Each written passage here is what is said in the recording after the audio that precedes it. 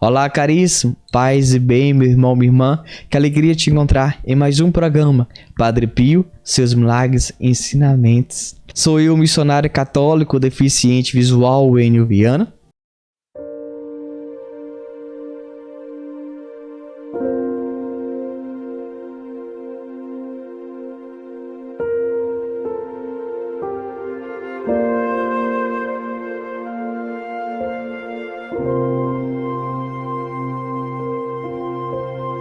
Na descrição desse vídeo, vamos colocar o link do nosso grupo do WhatsApp, onde você pode entrar e receber diariamente nosso conteúdo, e também tá a página no Facebook e nosso canal no Telegram.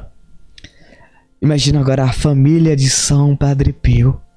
Quero convidar você para prestar atenção nesse relato que vai preencher o nosso coração e vai trazer grandes ensinamentos para cada um de nós. Preste atenção, por favor. Esse relato foi tirado do nosso site e nós vamos colocar aqui na tela e está na descrição desse vídeo. A família do Padre Pio. Uma família temente a Deus. A família paterna de Padre Pio, os Forgione, eram possedentes, pequenos proprietários. Segundo a tradição local, a família teria vindo originalmente de Abruzzi, uma região localizada a noroeste dali. O mais antigo ancestral registrado é Antônio Forgione, falecido em Pietrelcina em 1837, com cerca de 80 anos. Pouco se sabe dele ou de seu filho Donato, 1786-1841. Donato teve um filho chamado Michele, nascido em 1819 e morto 48 anos mais tarde, deixando para trás sua segunda esposa, a jovem viúva Felicita d'Andrea, 1839-1887, e com ela seus dois filhos pequenos, Horácio Maria, o pai de Padre Pio, de 7 anos, e Ossola, de 2 anos. Horácio nasceu em 22 de outubro de 1860. Foi batizado Grácio Maria, e embora sua esposa o chamasse normalmente de Gra, ao longo da vida ele foi quase sempre conhecido como Horácio.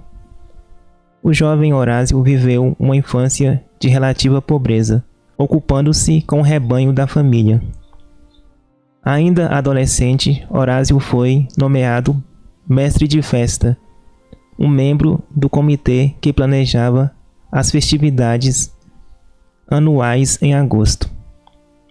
Esta era uma grande honra e um sinal do respeito que os concidadãos nutriam pelo jovem devoto.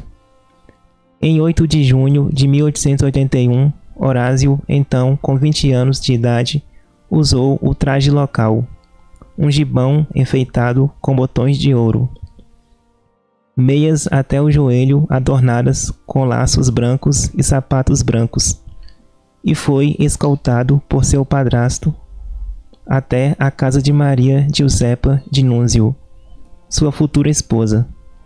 Giuseppa usava um vestido de cetim vermelho, um avental azul celeste e um corpete vermelho coberto com um brocado dourado. Um chale branco adornava-lhe a cabeça. O padrasto de Horácio proferiu um discurso meramente formal de orientação a Giuseppa. Ela beijou as mãos dos futuros sogros e partiu com suas acompanhantes, resplandecentes em vestidos de seda vermelha, quase tão amáveis quanto o seu. A pequena companhia foi primeiro em direção à prefeitura, onde se realizaria a cerimônia civil, e depois rumo à igreja, onde se celebraria o sacramento do matrimônio. Foi assim que Horácio Forgione e Giuseppa de Núncio deram início a um casamento de 48 anos. Gra e Beppa, como se chamavam um ao outro, eram pessoas notáveis. Horácio era descrito como um nanico, esguio, dotado de pele clara e olhos escuros, além de cabelos castanhos que permaneceram grossos e abundantes até o fim de seus dias. Horácio jamais se deixava levar pela preocupação e buscava instilar essa característica em seus filhos. Os adjetivos frequentemente usados para se referir a Horácio Forgione eram simples e amável. Um vizinho, questionado sobre seu caráter, o descreveu como um santo. Forgione não somente ia à missa todo domingo, acompanhado de sua esposa. Parava todos os dias para rezar na igreja, após trabalhar no campo. Rezava constantemente o rosário, um hábito que transmitiu a seu santo filho. Jamais um único juramento ou xingamento escapou de seus lábios, e sua reverência pela vida era tanta que no campo chegava a sair do caminho de uma formiga para não esmagá-la. Pobre criaturinha, por que ela deveria morrer? Dizia ele. O traço mais característico de Horácio Forgione era, no entanto, a alegria. Adorava cantar com uma voz estrondosa e ressoante, e era saudado como um maravilhoso contador de histórias. Por ver a mão de Deus em todas as coisas ao seu redor, alegrava-se com tudo, irradiando uma alegria contagiante que se transmitia aos outros. Maria Giuseppa de Nunzio, a única filha de Fortunato de Nunzio, 1821-1896, e Maria Giovanna Gagliardi, 1831-1908, era 1 ano e meio mais velha do que o marido, tendo nascido em 28 de março de 1859. Tinha os olhos azul claros, era tão alta quanto o marido. Quase todos comentavam sobre a graça e elegância desta que era por vezes chamada de princesinha, sempre vestida da cabeça aos pés de um branco irretocável. Beppa prefaciava todos os seus planos com "se Deus quiser". Ao contrário de muitos residentes de vilarejos, recusava-se a fofocar ou criticar as pessoas pelas costas. Aqueles que a conheciam ficavam frequentemente impressionados com sua inteligência e senso de hospitalidade. Ela era mais feliz quando podia dar do que quando podia receber. Os Forgione viveram em uma modesta casa de pedra nos números 27 e 28 da Vico Storto Vale, Rua do Vale Torto, no distrito do Castelo, a parte mais antiga de Pietrelcina. A casa dos Forgione era mobiliada com simplicidade necessária para suprir as necessidades mais básicas de saúde e conforto. As paredes pintadas de cal eram adornadas com crucifixos e litografias da Madonna e de vários santos. Um ano após o casamento de Horácio e Giuseppa, em 25 de junho de 1882, nasceu um filho, Michele. 2 anos mais tarde nasceu um segundo menino, que recebeu o nome de Francesco. Essa criança viveu somente 20 dias. Uma terceira criança, Amália, também teve morte prematura. Então, em 25 de maio de 1887, às 5h30 da tarde, segundo o registro da paróquia, mas às 10 horas da noite, segundo os registros do escrivão local, uma quarta criança veio ao mundo e recebeu o nome de seu irmão morto, Francesco. Era essa criança que mais tarde viria a ser conhecida como Padre Pio. Segundo a tradição familiar, ao ser batizado no dia seguinte na igreja paroquial de Sant'Anna pelo padre Nicolantônio Orlando, sua mãe o dedicou à Virgem Maria. Depois veio, em 15 de setembro de 1889, uma irmã batizada em homenagem à avó Felicita D'Andrea. A sexta criança, nascida em 15 de março de 1892, recebeu seu nome em homenagem à avó materna de Horácio. Pellegrina Cardone. Uma sétima criança nascida um dia após o Natal, em 1894, foi batizada Grazia e chamada de Graziella. Alguns insistem que havia uma oitava criança, Mário, que supostamente teria nascido em 24 de março de 1899 e vivido por 11 meses. Mais tarde, quando o Padre Pio celebrava matrimônios, diversas vezes desejava ao casal Otto Bambini 8 bebês, e alguns presumem que isso se devesse ao fato de ele pertencer a uma leva de 8 irmãos. Cristo estava no centro da família Forgione. A Madonna e os santos eram de suprema importância para os Forgione. Acima de todos estava, é claro, a Madonna. Os Forgione não podiam imaginar um cristão que não amasse e honrasse a Santíssima Virgem. Foi, sem dúvida, esse treinamento na infância que Padre Pio derivou seu amor por ela, a qual descreveu como mais bela e mais resplandecente do que o sol, o mais puro cristal, que só pode refletir a Deus. Irmãos e irmãs, paz e bem, eu aqui fiquei maravilhado. Esses detalhes são riquíssimos para nós.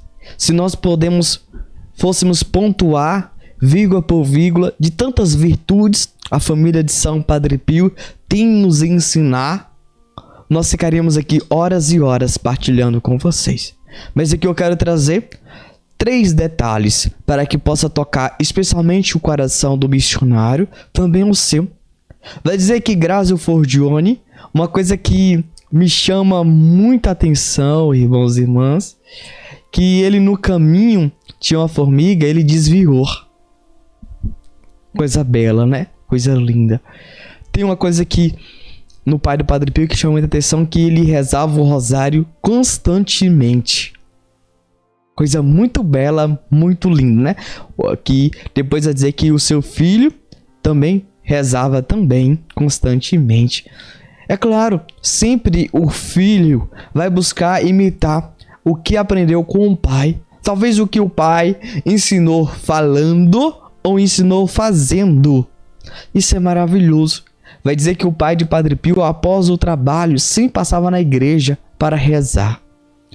Essas duas coisas do pai de Padre Pio me chamam muita atenção. Por que o Enio? Porque nós sabemos que nossa atualidade é difícil você encontrar um homem com um texto na mão, um homem que reza, um homem que após o trabalho passa na igreja para adorar o Senhor Jesus. E o pai de Padre Pio nos dá esse grande exemplo. E é por isso, você que é homem, você que é mãe, você que é pai, vamos educar nossos filhos do sexo masculino a rezar um terço, a ter mais intimidade com o Senhor Jesus. Porque quando o homem converte na casa, ele converte toda a família. E nós precisamos ter uma família católica, uma família que participa da Santa Missa, que reza o terço, o rosário, que está na presença de Deus. Porque o pai dentro de casa é um sacerdote, é Cristo na casa. Porque ele vai instruir, ele vai levar o seu povo, as suas ovelhas, para diante do santuário do Senhor Jesus. Outra coisa mais linda e bela, que vai dizer que na casa dos Forgione, da família de São Padre Pio, tinha crucifixos na parede, tinha imagem de santo, de Nossa Senhora. Eu fico imaginando, as pessoas têm foto de cantor, artista, jogador. Mas se você chegar lá e procurar uma foto de Padre Pio, um crucifixo, a imagem de Nossa Senhora, de São Miguel, Gabriel, Rafael, infelizmente não tem. Então nós precisamos colocar na nossa casa um crucifixo, colocar na nossa casa a imagem de um santo, de uma santa, de Nossa Senhora. Nós precisamos mostrar que chegar em casa, sabe, aqui é um caso de um católico, e o crucifixo abençoar quem chega e abençoar quem sai. Coisa linda, coisa maravilhosa. Que essa cultura não se perca pelo tempo, jamais. Outra coisa linda, vocês sabem que a mulher tem uma queda para fuxicar, uma queda para falar blá blá blá, mas a mãe de Padre Pio não. Vamos, mães, vamos, mulheres, mudar essa cultura que as pessoas acham que as mulheres têm sempre que fuxica, que tem que falar demais. Vamos mudar essa cultura e vamos aprender com a mãe de Padre Pio a ter essa atitude, a ter essa ação concreta no seu dia a dia. Fugir de ocasiões de fuxico, de calúnia, defamação e ser uma mulher autêntica, cristã.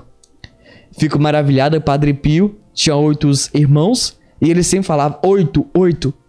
Cada vez mais eu vejo que os casais católicos não têm o desejo, o anseio de ser pai.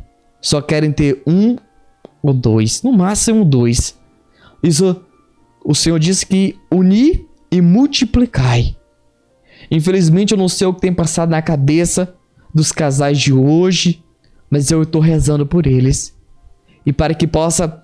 As pessoas estão dizendo agora família numerosa, mas eu digo melhor, família abençoada.